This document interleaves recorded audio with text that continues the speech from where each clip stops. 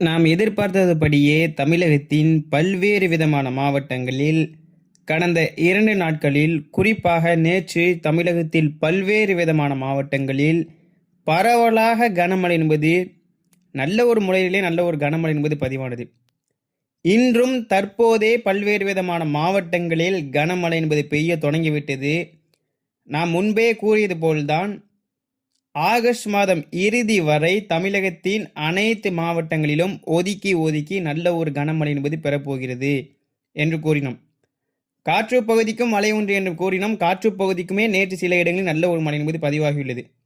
மழை பெய்யாத பகுதியிலும் நிச்சயமாக இன்று, நாளை மற்றும் ஆகஸ்ட் மாதம் இறுதிக்குள் பெய்யக்கூடிய மழையில் மிக சிறப்பான ஒரு மழை என்பது உள்ளது. அதில் எந்தவித மாற்று கருத்திற்கும் இடமே கிடையாது. நேரலை பார்ப்பவர்கள், வீடியோ பார்ப்பவர்கள் தொடர்ந்து இறுதி வரை இணைந்திருந்து பாருங்கள். ஏனென்றால் வரக்கூடிய நாட்களில் மிக மிக அதிகமான மழையை தமிழகம் சந்திக்கப் போகிறது. ஆகஸ்ட் மாதம் இறுதி வந்துவிட்டோம். கிட்டத்தட்ட ஆகஸ்ட் மாதம் இறுதியில் நெருங்கிவிட்டோம். அடுத்து ஒரு மாதம் தான் இருக்கிறது, செப்டம்பர் மாதம் மட்டும்.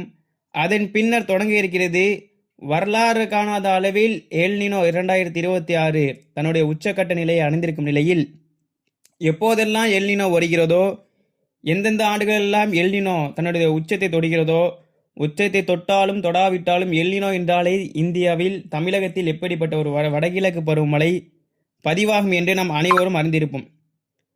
எல்னினோ என்றாலே தமிழகத்தில் வெள்ளப்பெருக்கை ஏற்படுத்திய ஆண்டுகள் அதிகம். தமிழகத்தில் மிக அதிகமான மழை கொடுத்த ஆண்டுகள் அதிகம். ஆனால் அந்த எல்னினோவே தற்போது வரலாறு காணாத அளவில் கடந்த 150 ஆண்டுகளில் இல்லாத அளவிற்கு எல்னினோவுடைய உச்சம் இருப்பதால் வடகிழக்கு பருவமழை 2026 பொறுத்தவரை அக்டோபர், நவம்பர், டிசம்பர் அந்த 3 மாதம் மிகவும், அதாவது ஒரு நாளும் வாட்ச் பண்ணக்கூடிய மாதமாக நிச்சயமாக அந்த 3 மாதம் இருக்கும். அதில் எந்தவித மாற்று கருத்துக்கும் இடமே கிடையாது. மிக அதிகமான மழை தமிழகத்திற்கு உள்ளது. அதற்கு முன்னரே மிக அதிகமான மழை உள்ளது.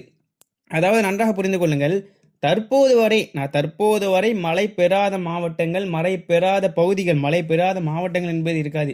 நிச்சயமாக தமிழகத்தின் 38 மாவட்டங்களிலும் ஆங்காங்கே ஒதுக்கி தான் பெய்கிறது. இன்று கூட தூத்துக்குடி மாவட்டம், கோவில்பட்டி அந்த சரௌண்டிங்கில் நல்ல ஒரு மழை. எனவே தமிழகத்தில் 38 மாவட்டங்களில் மழை இருந்து கொண்டே இருக்கிறது, ஒதுக்கி பெய்கிறது. நன்றாக புரிந்து கொள்ளுங்கள். வெப்பச்சலன மழையை பொறுத்தவரை அப்படித்தான் இருக்கும். இன்னும் குறிப்பாக சொல்ல வேண்டும் என்றால், அடுத்து வரக்கூடிய நாட்களில் நம்ம முன்பே கடந்த அறிக்கையிலே சொல்லியிருந்தோம், தற்போதுள்ள அறிக்கையிலும் சொல்கிறோம், அதை தான் சொல்லிக்கணும். அடுத்து வரக்கூடிய நாட்களை பொறுத்தவரை சென்னை, திருவள்ளூர், ராணிப்பேட்டை, காஞ்சிபுரம், செங்கல்பட்டு, வேலூர், திருப்பத்தூர், திருவண்ணாமலை, விழுப்புரம், புதுச்சேரி, கடலூர், அரியலூர், பெரம்பலூர், கள்ளக்குறிச்சி. இன்னும் குறிப்பாக சொல்ல வேண்டுமென்றால் தஞ்சாவூர், திருவாரூர், நாகப்பட்டினம், புதுக்கோட்டை, திருச்சிராப்பள்ளி இந்த பகுதிக்கு இன்றே மிக சிறப்பான மழை காத்திருக்கிறது. இன்றும் பெய்யும், நாளையும் பெய்யும், அடுத்த வரக்கூடிய நாட்களிலும் தற்போது மேலே குறிப்பிட்டுள்ள பகுதியில் இருக்கும்.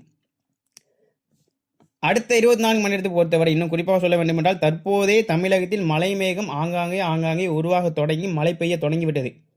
இந்த நேரலை பார்த்து கொண்டிருக்கும் நேரத்தில் உங்கள் பகுதியில் நிச்சயமாக மழை பெய்திருக்கலாம், அல்லது மழை பெய்து முடித்திருக்கலாம், அல்லது மழைக்கு தயாராகி கொண்டிருக்கலாம், அல்லது நேற்றே நல்ல ஒரு மழையை பெய்திருப்போம். உங்கள் பகுதிக்கு நல்ல ஒரு மழையை நேற்றே கண்டிருப்பீர்கள். எனவே மழை பெய்தவர்கள், மழை உங்கள் பகுதிக்கு பெய்தால் திருப்தி அடைந்து கொள்ளுங்கள். மிக சிறப்பான மழை வரக்கூடிய நாட்களிலும் இருக்கிறது என்கிறதா சொல்கிறோம். அதாவது ஆகஸ்ட் மாதம் இறுதி வரை பேட்டர்ன் தாங்க. ஒதுக்கி தான் பெய்யும். நன்றாக புரிந்து கொள்ளுங்கள். ஒதுக்கி தான் பெய்யும். காற்று பகுதிக்கு ஒதுக்கினாலும் நல்லாவே ஒதுக்கும். உங்களுக்கு காற்று பகுதிக்கு ஒதுக்கினாலுமே ஓரிரு நாட்கள் மழை பெய்யும் ஆகஸ்ட் மாதம் இறுதி வரைவே. இந்த மழையில முதலிடம் பிரிக்கக்கூடிய பகுதி வட மாவட்டங்களான சென்னை, திருவள்ளூர், காஞ்சிபுரம், செங்கல்பட்டு, ராணிப்பேட்டை, வேலூர், திருப்பத்தூர், திருவண்ணாமலை, விழுப்புரம், புதுச்சேரி, கள்ளக்குறிச்சி, கடலூர். இந்த கள்ளக்குறிச்சி, கடலூர், புதுச்சேரி, விழுப்புரம், திருவண்ணாமலை இந்த பெல்ட்டுக்கெல்லாம் நிச்சயமாக ஒரு நாள் நல்ல ஒரு மழை என்பது உள்ளது. என்ன தெரிஞ்சு நாளை அல்லது நாளை மறுநாள், சனி அல்லது ஞாயிற்றுக்கிழமைக்குள் இந்த பகுதியில் மிக சிறப்பான மழை என்பது உள்ளது.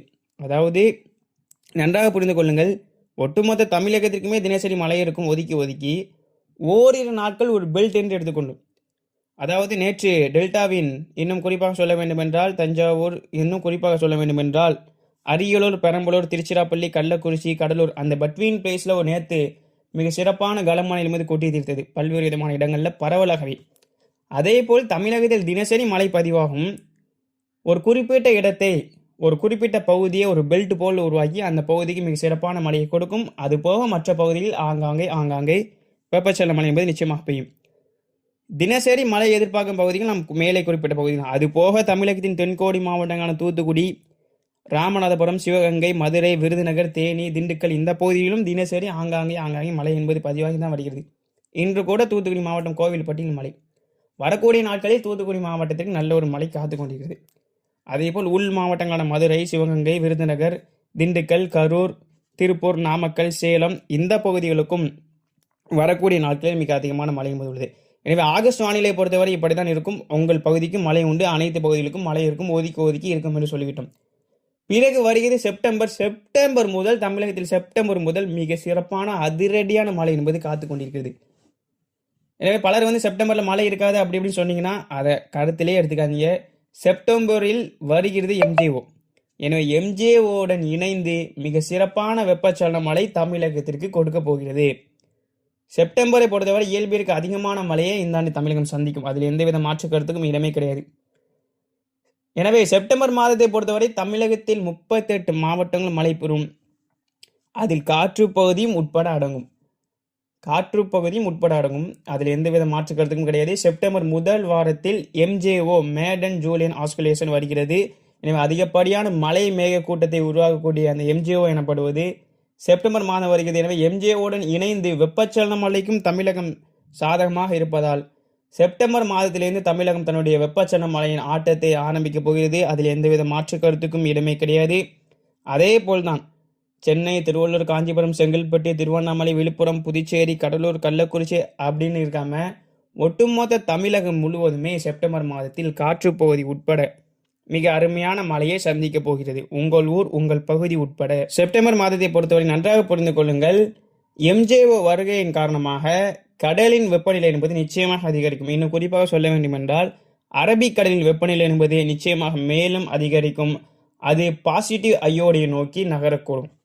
எனவே ஆல்ரெடி உலகளாவிய வெப்பநிலையை பார்க்கும்போது பசிபிக் பெருங்கடல் மற்றும் அதனை ஒட்டிய பகுதியை வெப்பநிலை பார்க்கும்போது எல்னினோ கொந்தளிச்சிட்டு இருக்கு. வரலாறு காணாத அளவில் கடந்த 150 ஆண்டுகளில் இல்லாத அளவிற்கு சூப்பர் எல்னினோவாக, மிகவும் உச்சபட்ச எல்னினோவாக பசிபிக் பெருங்கடலில் இருக்கும் நிலையில் நம்முடைய இந்திய பெருங்கடல், அதாவது இந்தியன் ஓசியன் டயப்போலை பார்க்கும்போது நிச்சயமாக அதுவுமே அடுத்த செப்டம்பர் மாதத்தில் இருந்து பாசிட்டிவ் அயோடி நோக்கி நகரக்கூடும்.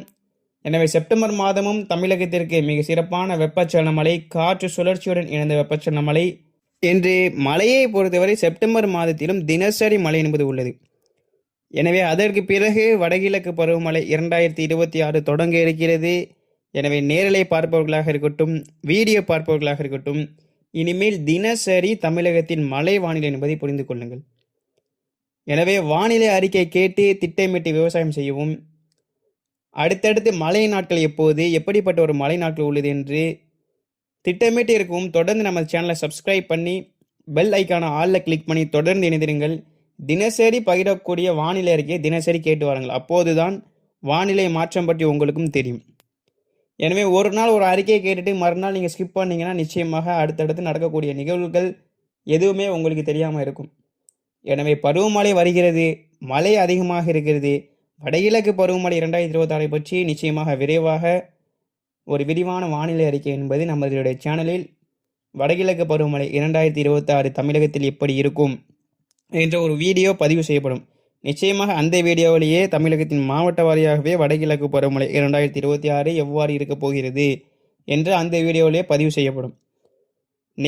நீண்ட கால கணிப்பின்படி நம்ம முன்னாடியே சொல்லிட்டோம். வடகிழக்கு பருவமழை 2026 தமிழகத்தில் பல்வேறு விதமான மாவட்டங்களில் மிக சிறப்பான மழையை கொடுக்க போகிறது. அதில் எந்தவித ஒரு மாற்று கருத்துக்கும் இடமே கிடையாது. இன்னும் ஒரு படி மேலே சென்று சொல்ல வேண்டும் என்றால் வடகிழக்கு பருவமழை 2026 சமாளிக்க நாம் எல்லா விதத்திலும் தயார் நிலையில் இருந்து கொள்ள வேண்டும். மிக அதிகமான மழை உள்ளது, நாட்களும் நெருங்கி கொண்டே உள்ளது. எனவே ஆகஸ்ட் மாதம் இறுதி வந்துவிட்டோம். பின்னர் செப்டம்பர் மாதம், பின்னர் அக்டோபர் 1ஆம் தேதி முதல் வடகிழக்கு பருவமழைக்கான 2026க்கான மழை அளவு என்பது அக்டோபர் 1 முதல் பெய்யக்கூடிய மழை அளவு வடகிழக்கு பருவமழை 2026 சேர்க்கப்படும். இந்த ஆண்டு வடகிழக்கு பருவமழை பொறுத்தவரையிலும் நாம் முன்பிலிருந்து கூறி வருகிறோம், இயர்லி ஆன்செட்டாக தான் இருக்கும். அதாவது இயல்பை விட முன்கூட்டியே வடகிழக்கு பருவமழை என்பது தொடங்கிவிடும். எனவே அதை பற்றி விரிவான அறிக்கையில் நிச்சயமாக உங்களிடம் பகிரப்படும்.